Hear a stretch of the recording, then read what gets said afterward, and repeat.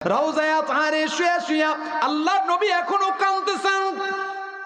হাসরের ময়দানে দাঁড়ায় দাঁড়ায় সব উম্মত, সব নবী উম্মতি উম্মতি না, বরং নিজের জানের নিরাপত্তার জন্য কাঁদবেন।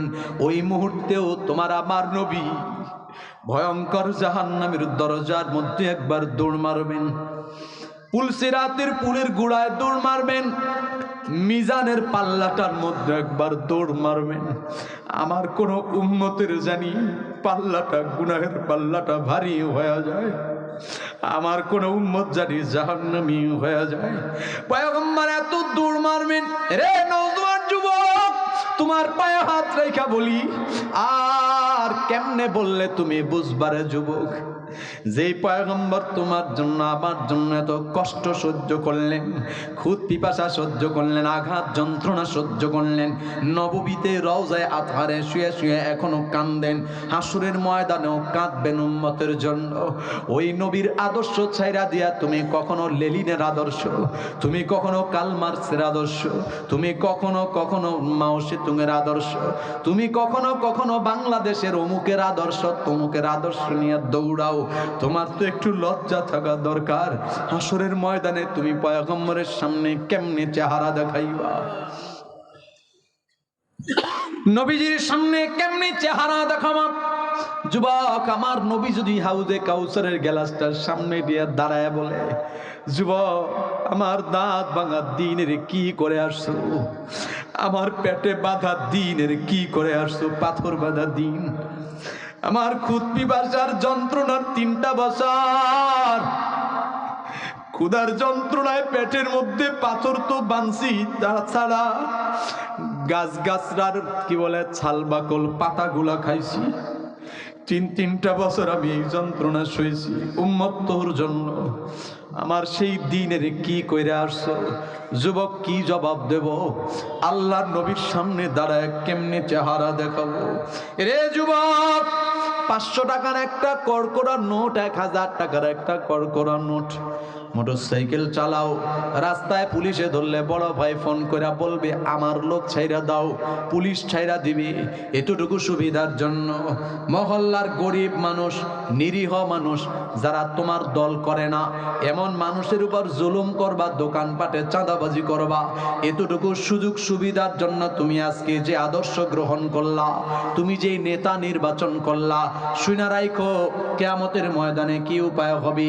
আল্লাহ তাআলা কালামে হাকিমে বলেন, ইয়াউমা নাদউ কুল্লা উনাসিম বিইমামিহিম, কিয়ামতের ময়দানে প্রত্যেক নারী আর পুরুষকে তার নেতার পিছনে দাঁড়া করানো হবে। নবী পয়গম্বর বলেন, এরপরে তার নেতায় যেদিকে যাবে পিছনের মানুষগুলা ওই দিকে যাবে। তুমি আমি যারে নেতা মানলাম, যারে নেতা মাইনা ঘোষণা দিতেছি, অমুকের আদর্শের জন্য জীবন দিতেছি, রক্ত দিতেছি, হ্যাঁ, কার জন্য জীবন দিলা, কার জন্য রক্ত দিলা? যে যার জন্য জীবন রক্ত দিলা সে কিন্তু তোমারে জীবন দেয় নাই, রক্ত দেয় নাই, জওয়ানি দেয় নাই। জীবন যৌবন জওয়ানি রক্ত সবকিছু কে দিয়েছে? সেই আল্লাহ তাআলার রাস্তায় জীবন যৌবন সবকিছু বিলানোর জন্য প্রস্তুত হও যুবক। যার জন্য করলা তার পিছনে দাঁড়াইতে হবে। পয়গম্বর বলেন, সেই নেতায় যেদিকে যাবে তোমরাও সেদিকে যাইতে হবে। কোথা থেকে পাইলাম? আয়াতটা বলেই বয়ান শেষ। আল্লাহ বলেন, ওয়াকালাল্লাযীনা কাফারু রাব্বানা আরিনাল্লাযীনা আদাল্লানা মিনাল জিন্নি ওয়াল ইনসি নাজআলহুমা তাহতা আকদামিনা লিয়াকুনা মিনাল আসফালিন। জাহান্নামের দরজার মধ্যে জাহান্নামী নারী আর পুরুষগুলা দাঁড়াবে, আর তারা ডাক দিয়া বলবে, রব্বুল আলামিন, যেই বাবার জন্য, যে মায়ের জন্য, যে চেয়ারম্যানের জন্য, যে মেম্বারের জন্য, যে কমিশনারের জন্য, যে কাউন্সিলরের জন্য, যে নেতার জন্য, যে নেত্রীর জন্য আজকে জাহান্নামী হইলাম, তাদের কথা মানতে গিয়া যে অবস্থায় পড়েছি। উদাহরণ, আজকে শেখ হাসিনা স্বৈরাচার সন্ত্রাসের গডফাদার নাই, কিন্তু লুকায়া থাইকা কথা কয়। আর এ সমাজের, এ দেশের এমন এমন নির্লজ্জ বেহায়া মানুষ, ঘরে ছাল নাই, আমাদের দেশে বলে পাছায় পরনের কাপড় নাই, এমন মানুষগুলা ওরা চীন, রাশিয়া, জাপান, আমেরিকা, ভারতের হাই লেভেলের রাজকীয় লাক্সারিয়াস জিন্দেগি যাপন করতেছে। আরে ভাত নাই, কাপড় নাই, একদম লো কোয়ালিটির মানুষগুলা তাদের কথা শুনে রাস্তায় নামতেছে বেহায়া বেলাজা। এই মানুষগুলা তখন বলবে শুধু এইটা একটা নাম বললাম, আরো আছে যারা অতীতে এই দেশ চালাইছে, দুর্নীতিতে চ্যাম্পিয়ন করছে, চুরির দিক দিয়া।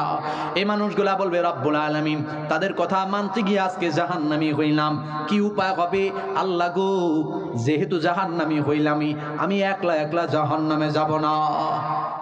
তাইলে কেমনে জাহান্নামে যাইবা? মিনাল জিন্নি ওয়াল ইনসি নাজআলহুমা তাহতা আকদামিনা লিয়াকুনা মিনাল আসফালিন। রব্বুল আলামিন তাদেরকে পায়ের নিচে ফেলায়া দেন, দলায়া মুসরায়া পাড়ায়া পাড়ায়া আগে তাদেরকে জাহান্নামে ফালাবো, এরপরে আমি জাহান্নামে যাব। ওরে যুবক, এই পর্যন্ত একটা কথাও কোরআনের আয়াতের বাইরে বলি নাই। যার যার নেতা নির্বাচন সাবধানে করে নিয়েন, যার যার আদর্শ, যার যার মার্কা নির্বাচন সাবধানে করে দিয়েন। তাহলে কইবেন হুজুর, হুজুররাও তো দিলে মার্কা নিয়ে নির্বাচন করে। হুজুররা কেন মার্কা নিয়ে নির্বাচন করে বুঝবেন। ডাকাইতের হাতেও অস্ত্র থাকে, ডাক্তারের হাতেও অস্ত্র থাকে।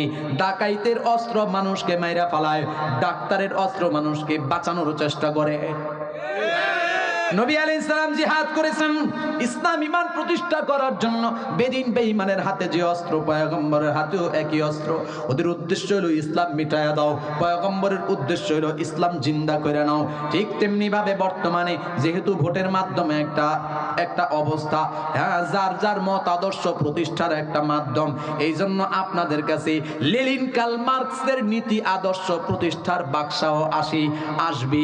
পাশাপাশি ইসলাম প্রতিষ্ঠার জন্য পীর সাহেব চরমনাই সহ ইসলামী আন্দোলন বাংলাদেশ হাত পাখা সহ অন্যান্য যত আছে ইসলামী সংগঠন, হাত দাড়িপাল্লা সহ তাদের যে অবস্থানটা সামনে আসবে বুঝা নিবেন।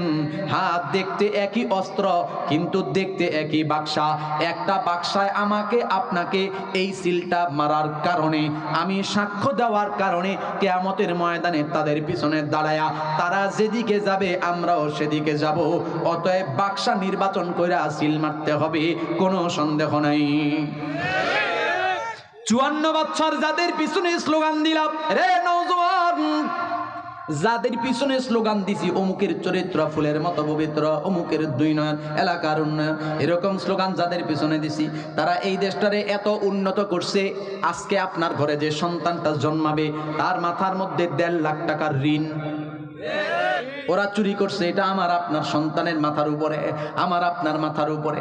এরপরেও যদি কোনো যুবক আবারও এদের পিছনে দৌড়ান, 54 বছর ধরে যারাই দেশ চালাইছে প্রত্যেকের আমল নামা এমন, কারো একটু বেশি কারো একটু খারাপ। কথা বলেন ঠিক না বেঠিক? আরো জোরে কোন। এরকম করতে করতে এরকম এই 54 বছর চলতে চলতে স্বাধীনতার বয়স পেরে 54তে পা দিলাম। ওরা তো সবই পেল, আমরা বলো কি পেলাম? শান্তির লাগি কান্দা মরি, শান্তির নাকি কোথাও লেশ। দেখতে দেখতে গোল্লায় গেল আমার সোনার বাংলাদেশ, দেখতে দেখতে গোল্লায় গেল আমার সোনার বাংলাদেশ। একে একে শেষ করেছি সবার দেখা হইল শেষ, দেখতে দেখতে গোল্লায় গেল আমার সোনার বাংলাদেশ, দেখতে দেখতে গোল্লায় গেল। মুহতারাম হাজিরিন, এই আমার তেলাওয়াতকৃত আয়াত আর হাদিস পড়ছিলাম তারাকতু ফীকুম আমরাইন। অর্থ হইল নবী আলাইহিস সালাম 2টা জিনিস রেখে গেছেন, কিতাব আল্লাহ ওয়া সুন্নতি, অর্থাৎ আল্লাহ পাকের কোরআন এবং নবীজির আদর্শ হিসেবে ইসলামের বিকল্প নাই। বেদিন বেঈমান কাফের মুশরিকরা অন্য মানুষের বানানো আদর্শে বিশ্বাসী হতে পারে, দুঃখ নাই, এতে অবিচল বা আপসেট হওয়ার কারণ নাই। কিন্তু কোন মুসলমান যখন বলে যে না, নামাজ পড়ে, রোজা রাখে, হজ যাকাত সব ঠিক, কিন্তু আদর্শ প্রতিষ্ঠার ক্ষেত্রে গিয়া মানুষের বানানো আদর্শের জন্য কাজ করে, তখন দুঃখ রাখার জায়গা নাই। কোন মুসলমান নবীর আনিত আদর্শ, ইসলাম ছাড়া অন্য কোন আদর্শ গ্রহণ করতে পারে না। এই মিয়া, ইসলাম ছাড়া অন্য কোন তন্ত্র মন্ত্র যে মানুষকে শান্তি মুক্তি দিতে পারে না, এটা আমাদের বাংলাদেশ ছাড়া আর জ্বলন্ত প্রমাণ অন্য কোথাও নাই। কারণ হলো মাত্র 3 বছর হয়েছে একটা দেশ স্বাধীন হয়েছে 3 বছর হয়েছে। আজকে বিশ্বের প্রভাবশালী দেশের মিডিয়া তাদের দিকে তাক করে থাকে, তারা নড়াচড়া করে কেমনে, তাদের অর্থনীতি কি, তাদের সমাজনীতি কি, তাদের ব্যবসা নীতি কি, কথা কয় না।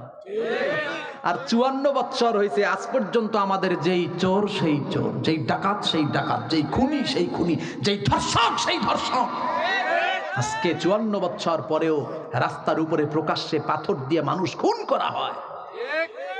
তার মানে কি? যে আদর্শ দিয়া তোমরা শান্তি কামনা করতে চাও, শান্তি পাইতে চাও, 54 বছরে আদর্শ দিয়া শান্তি আসে নাই, মুক্তি আসে নাই, সফলতা আসে নাই। 54 বছর না, 54 শত বছর, 54,000 বছর, 54 লক্ষ বছর চলে যাবে, এই নীতি আদর্শ দিয়া শান্তি আসবে না। ইসলাম ছাড়া মানবতার মুক্তি হতে পারে না। ইসলাম ছাড়া কামিয়াবি, শান্তি, ইহসান, ইনসাফ প্রতিষ্ঠা হতে পারে না। অতএব আগামীর বাংলাদেশে ইসলাম প্রতিষ্ঠার চিন্তা করতে হবে।